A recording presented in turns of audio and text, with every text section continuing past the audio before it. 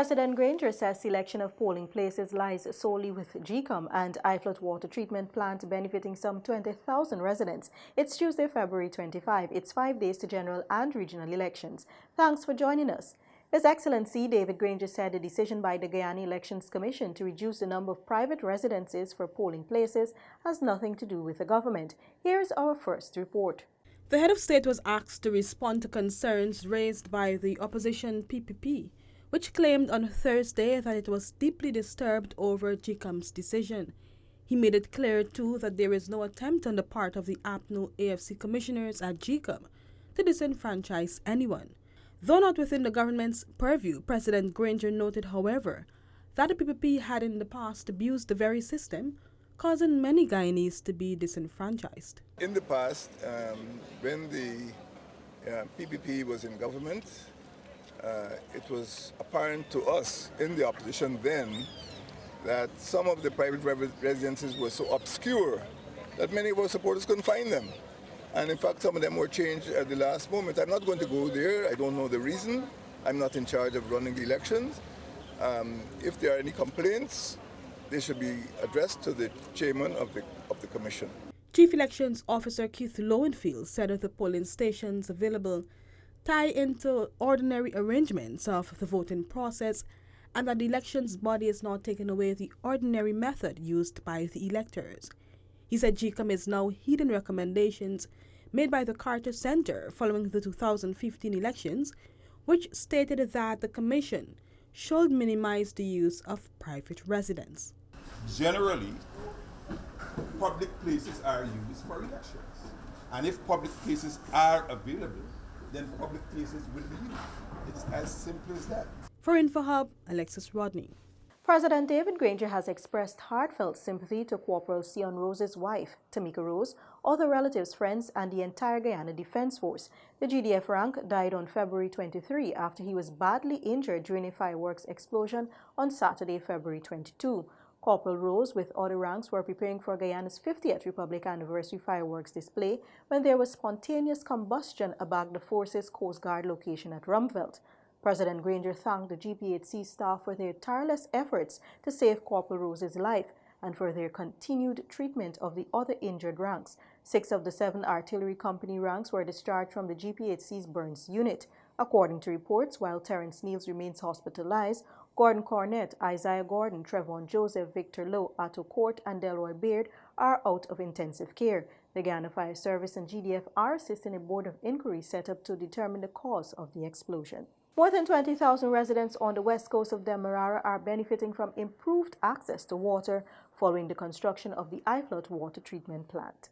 During the feature address at the commissioning of the $1 billion water treatment plant, Director General of the Ministry of the Presidency, Joseph Harmon, lauded the efforts by the Guyana Water Incorporated, which have led to improved access to water throughout Guyana. What we are seeing in the Guyana Water Inc. is the attention to the smallest man, irrespective of where you are. And this is, of course, in keeping with the mandate given to this corporation by His Excellency the President, that the quality of life enjoyed by the citizens in Georgetown must be that same quality of life that every citizen for the farthest south, deepest south of this country must enjoy.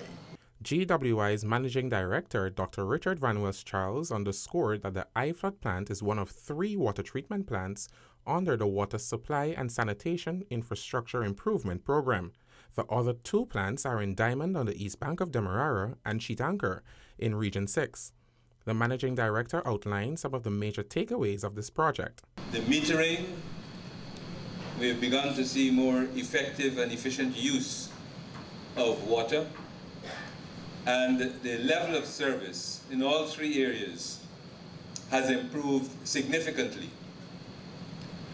I have been told that this supply from the far end at Hague down to the Kendrick, the level of service is good, and we haven't throttled it up to its maximum as yet.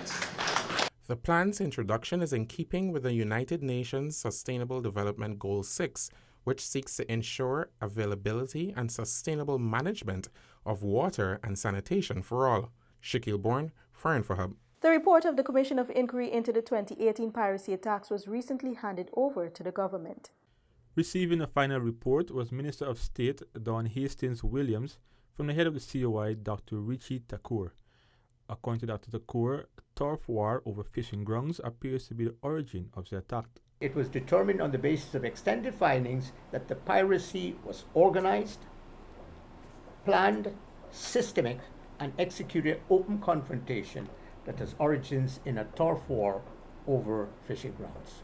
We were able to establish that in no uncertain terms. Dr. Thakur highlighted that it was discovered that while there were 350 cabin cruisers or fishing vessels in the quarantine, there was not any one singly registered crew or trained and licensed captain. Among the recommendations to address this issue are the implementation of training and licensing of captains and fishing crews, a vessel monitoring system in accordance with the Fisheries Act, and the transformation of the Interagency Piracy Task Force into a permanent statutory body. The Minister of State said the government is looking forward to principally executing the plan of action as recommended in the report. I know that many of us have waited anxiously for this day, and I am glad that we are finally concluding this exercise so that we can move forward, address the important issues and tasks that are required, bring an end to the scourge that has plagued mainly regions number 6, and bring closure to a very tragic incident. A copy of the report was also handed over to Vice President and Minister of Public Security, Kemraj Ramjatan. Isaiah Braffett for InfoHub. It's 1 minute to 9 right now in Guyana. Very good day to you. Good morning. Good day, Bartika. The coalition government remains committed to freedom of information. From 2015 to date, government has commissioned several community radio stations: Radio Lethem, Radio Mabaruma, Radio Madia, Radio Bartika, Radio Oriala, Radio Aishalton, and Radio Essequibo. Since coming into office, President David Granger has made it clear that it is the right of every Guyanese, regardless of their geographic location, to access public services, particularly public information. Residents of Sabai, a riverine village in Region 1, are the latest beneficiaries of a boat and engine, which will aid in the delivery of healthcare services, particularly medical emergencies. The boat and engine were handed over to the village by Minister of State the Honorable Dawn Hastings-Williams during a recent outreach to the Matakai sub-region. The boat will specifically be used to transport patients, especially pregnant mothers, to Port Kaituma Hospital, which is located some 30 minutes up the Port Kaituma River. Minister Hastings-Williams explained that the initiative is part of the Ministry of Public Health's strategy to improve the delivery of health services in the hinterland communities. Today, your government is here yet to deliver another boat and engine. And this specifically came from the Ministry of Public Health. So it's for your use, your health workers, your doctors, patients when if they have to go to Port Kaituma, this will be the mode of transportation that you are going to use. So I am very happy to deliver on behalf of the Ministry of Public Health a new boat and engine for Sabai. Just last week, Santa Mission, an indigenous village in Region 3, also received the boat and engine valued at $2.9 million under the Ministry of Public Health Maternal and Child Health Project. Other communities in Regions 4 and 9 benefited from transportation under this project. Seneca Thorne, InfoHub. When the news returns, CHNPA announces 50% off house lots Jubilee promotion, and GLDA commissions Animal Nutrition Lab. Details of these stories and more after the break. Stay with us. Daddy!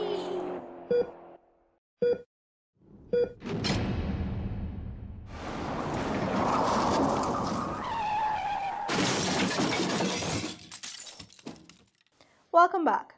The Central Housing and Planning Authority has announced that persons who have been allocated house lots between the period October 1, 2019 to February 29, 2020 are eligible for a 50% discount on the cost of the land.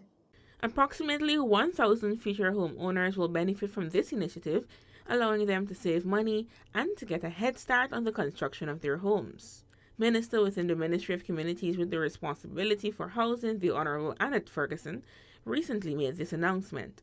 She noted that it is in keeping with efforts of the CH and PA to make housing affordable for Guyanese. Dubbed the 50% off for public promotion, persons who were offered land for residential purposes in housing schemes that were either established or regularized by CH and PA are the ones who will benefit. This initiative is another attempt at opening the door for applicants to eventually build your dream house in a short space of time. This means that we will absolve the burden. And when I say we, I am referring to the agency, thus allowing you to finally realize your life's dream. The minister urged persons who fall within this allocation period to take full advantage of the promotion, which will run from March 1 to May 26, 2020. The money you will save from this discount can be used in commencing the construction process. This is specifically applicable to those persons whose house lots cost $2.5 million Guyana dollars or less.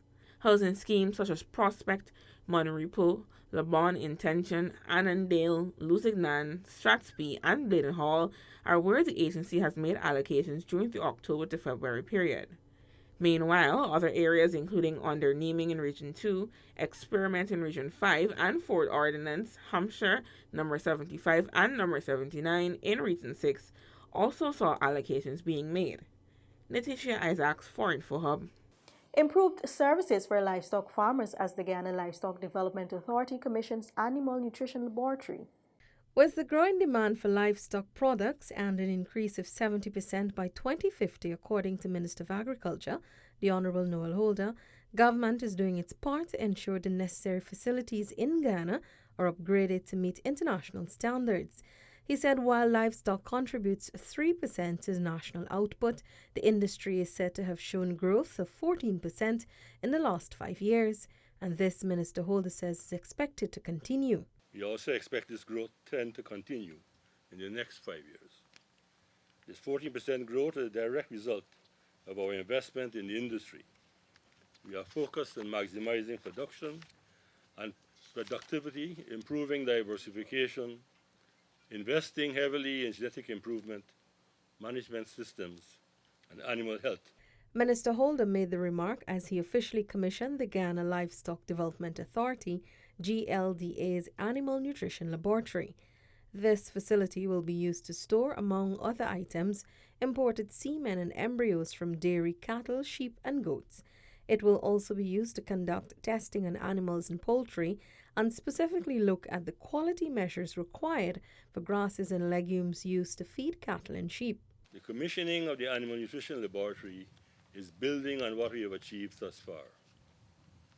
Feeding has a direct impact on the growth rate, production capacity, and health status of the animal. But it is not only feeding the animal, it is to ensure that the dietary needs of our animals are met.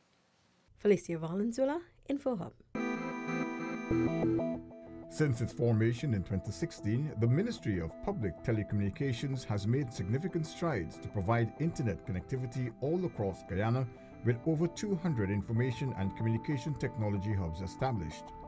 From far east as Oriala in the Quarantine to Aishalton in the South Ripponui.